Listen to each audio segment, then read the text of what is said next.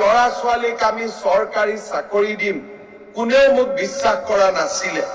আনকি মোৰ দলৰ মাজতো সমালোচনা হৈছিলে যে 1 লাখ চাকৰি আমি কেনেকে দিম।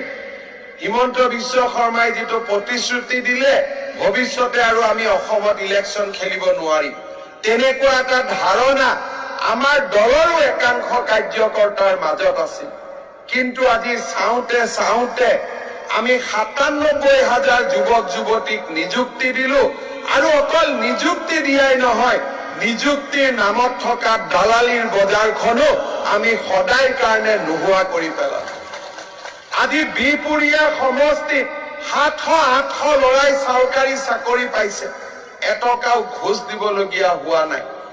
1 লাখ চাকৰিৰ পৰ্যায় শেষ কৰি এতিয়া আমি আৰু ৩৫,০০০ নতুন চাকৰিৰ পথ আমি মুকলি কৰি দিছো, বিজ্ঞাপন আদি খুলি দিছো। জুলাই মাহত ইয়াৰো বিজ্ঞাপন হ'ব আৰু ২৪ৰ ভিতৰত সেই নিযুক্তিৰ প্ৰক্ৰিয়াও আমি শেষ কৰিম।